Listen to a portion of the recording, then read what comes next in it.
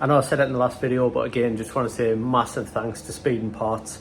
I'm just going to leave the website address up in the corner of the screen, as well as my discount code. Use code DriftBricker for your 10% off across the website. Doesn't matter whether you're in America, Europe, UK, Sweden, Finland, anywhere. You go on the website, you can just click at the top of the screen, top of the website, and select your country's flag to go to your website with your currency on and shipping, etc. And then when you check out, just go in the discount code box and put DriftBricker in there, and you'll get 10% off whatever you put in there. So yeah, thanks very much to Speeding Parts. I guess you could say for sponsoring this video, because everything that I've received, which is laid out nicely on the floor here, this was all gifted. Although obviously in recent weeks I've put in a lot of orders from them, and since I've received this package here, I've also put another couple of orders in. So I've both been promoting Speeding Parts and also spending a lot of money with them as well. And I have to say, one thing is the customer service has been amazing, the communication's been amazing, the shipping's been fast. I've had no issues. They've even gave us some technical guidance on certain parts. Every single part of the process has been fantastic. So certainly for that, I really can't fault them. That's why I keep putting orders in with them. I've even put an order in this morning, and it's going to arrive on like Wednesday. This morning being Monday, it's going to arrive on Wednesday. It's like legit overnight parts from Sweden almost. So anyway, huge thanks to them. Obviously, I am very proudly supported by them.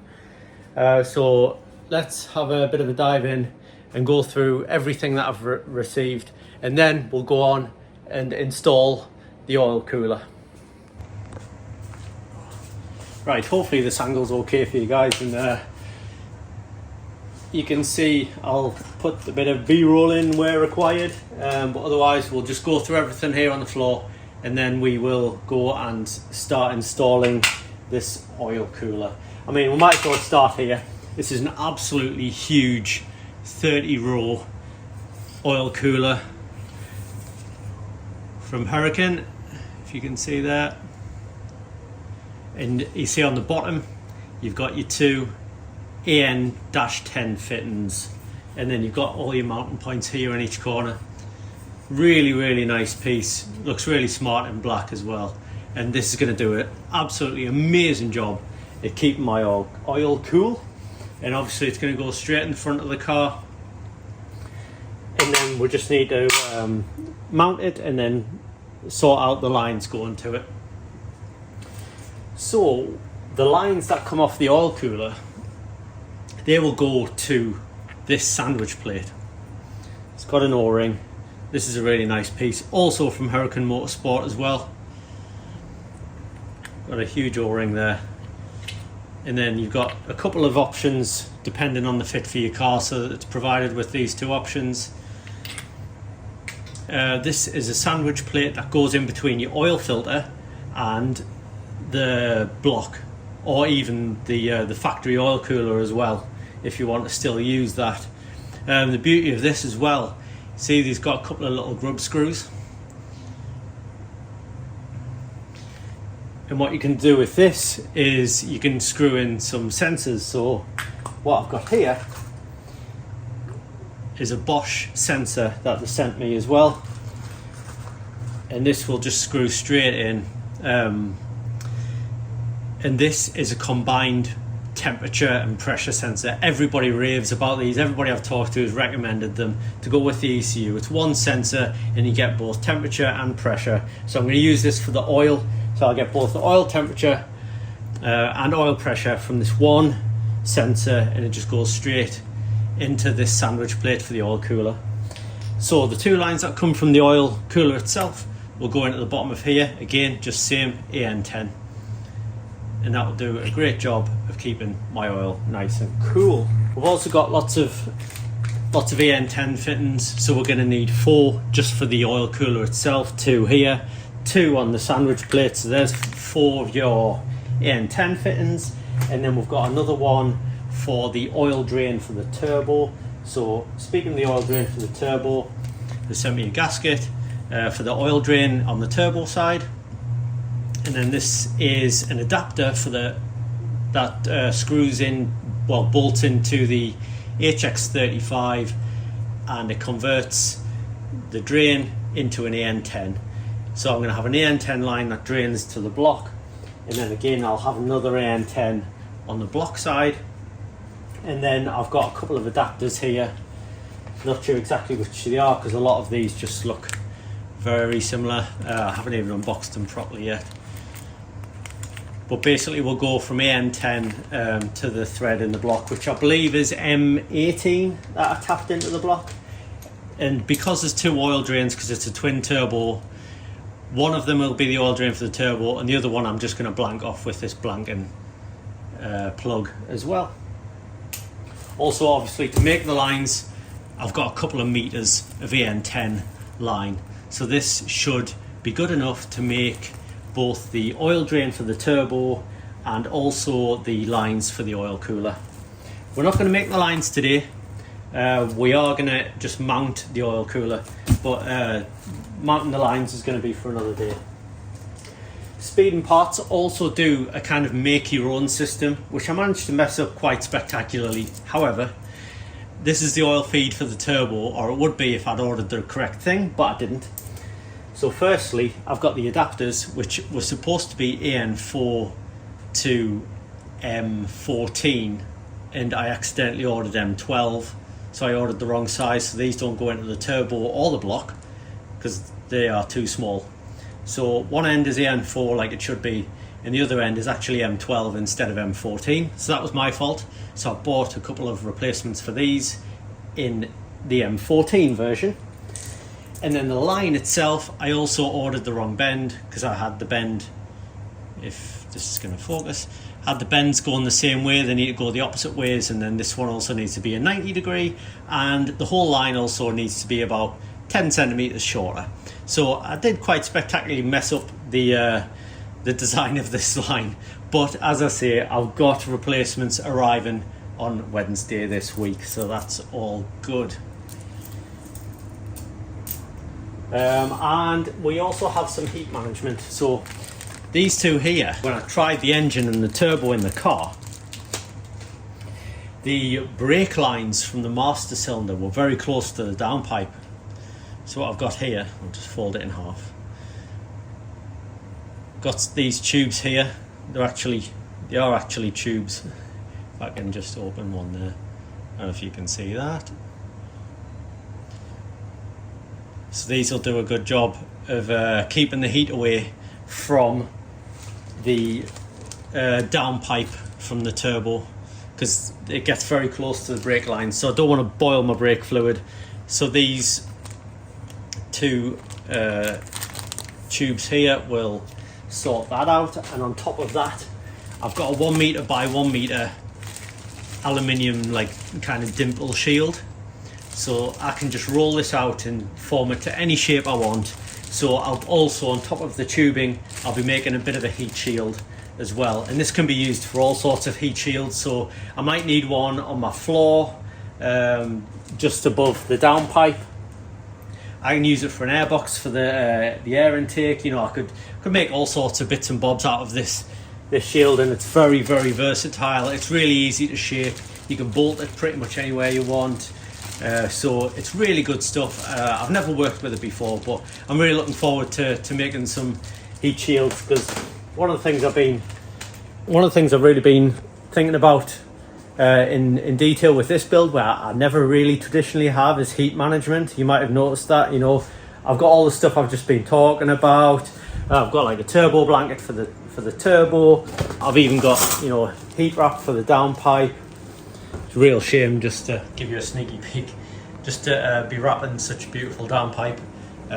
Be revealing what's going on with the engine in another episode coming very soon, but consciously thinking about heat management, because what I don't want to do is spend a lot of time and effort building this engine and then for me just to be overheating all the time. So, you know, I've got like a massive intercooler, I've got a massive oil cooler.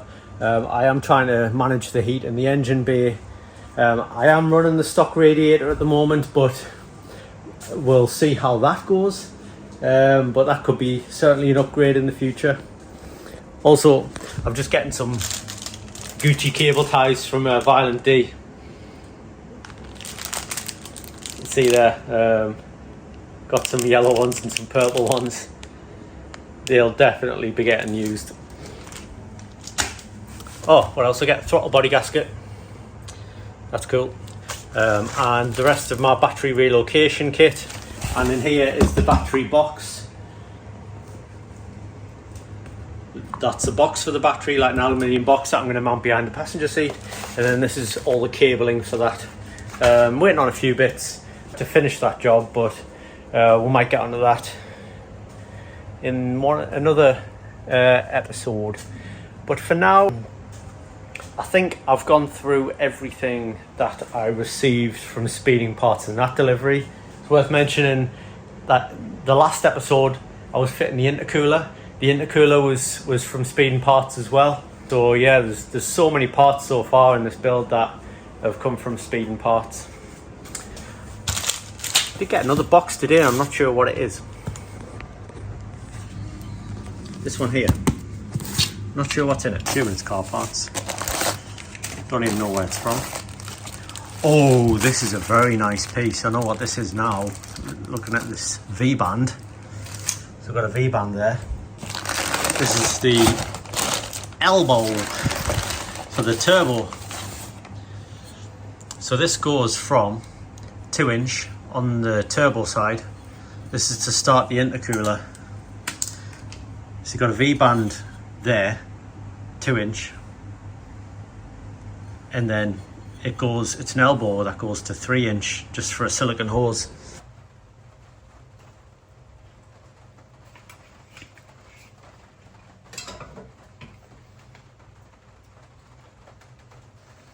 Right, I've got my length of aluminium here, and if we just give it a measure, I was after 44 centimeters. Where are we? I'll take it. We're at 44. Alright. Bear with us, brickers. This got a little bit complex. Or is it? I don't know. I made something out of aluminium. I'm hoping this is going to facilitate me mounting the oil cooler to the car. So am I even going to try and explain this? I think I'm just going to bolt this up to the oil cooler and show you what the plan is.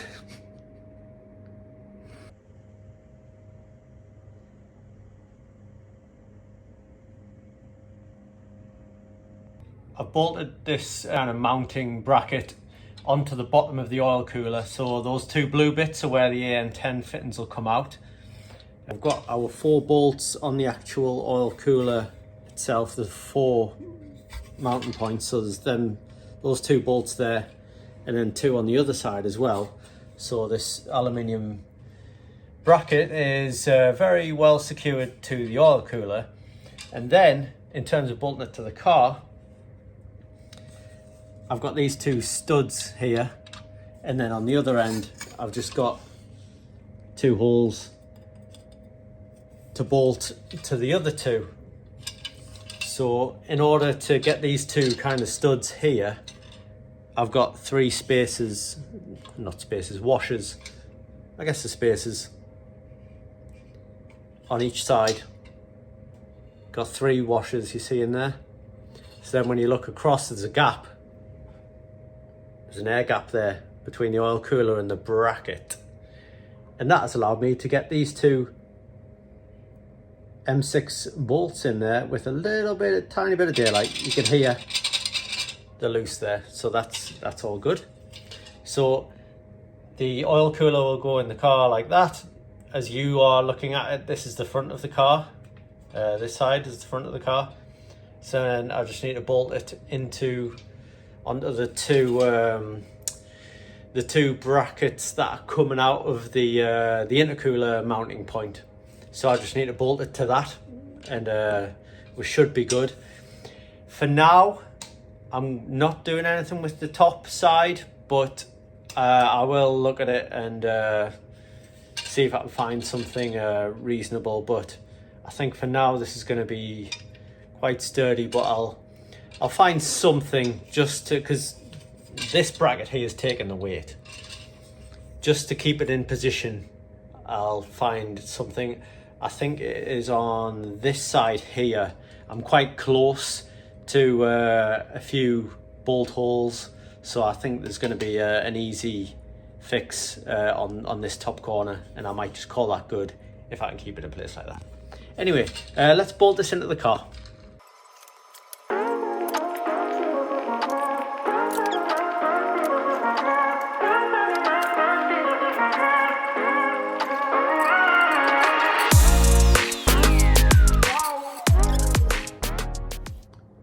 Well, Brickers, we've got the oil cooler on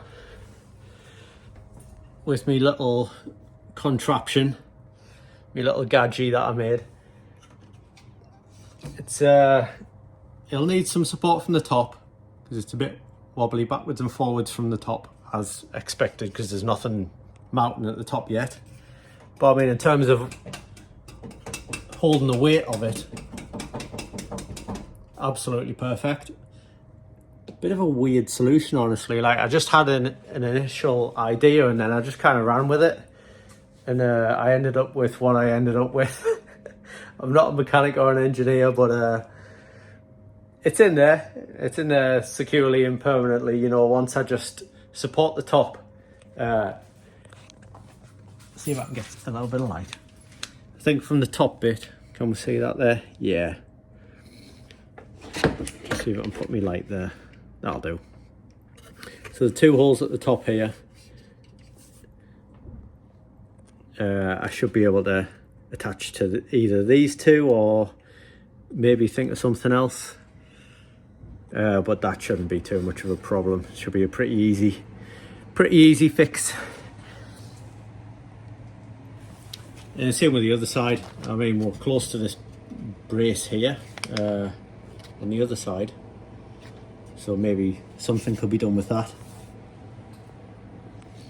But apart from that, we're all in and fitted. We're certainly fitted. We're not fitted well enough to drift, but we're fitted well enough to plumb the AN10 lines into the car, get everything together.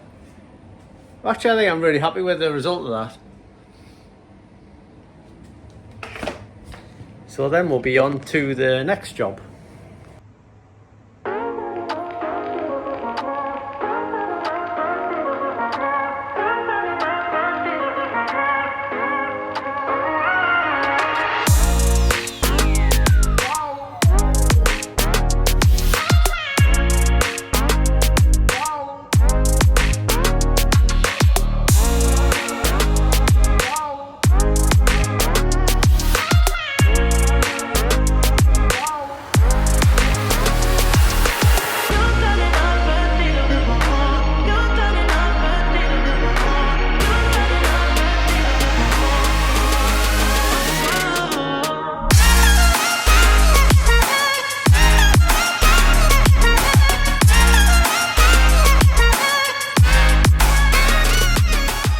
Well, I think we'll call that a win, apart from like a small brace to just secure the top of the oil cooler. I think we'll call that an evening. It took a little bit longer than I expected, and there was a little bit more fiddly, but now everything's bolted into the car. I'm really happy with the result, honestly. I think we'll do that top brace once we start looking at the intercooler piping. So we'll wait till we've got the engine in the car. We'll start playing around with the intercooler piping, which will require some cutting by the looks of it. Things. I guess for now, I'm gonna, where are we? Oil cooler mounting. Cross that one off the list. Don't forget to like, comment, share and subscribe, and I'll see you in the next one, Brickers.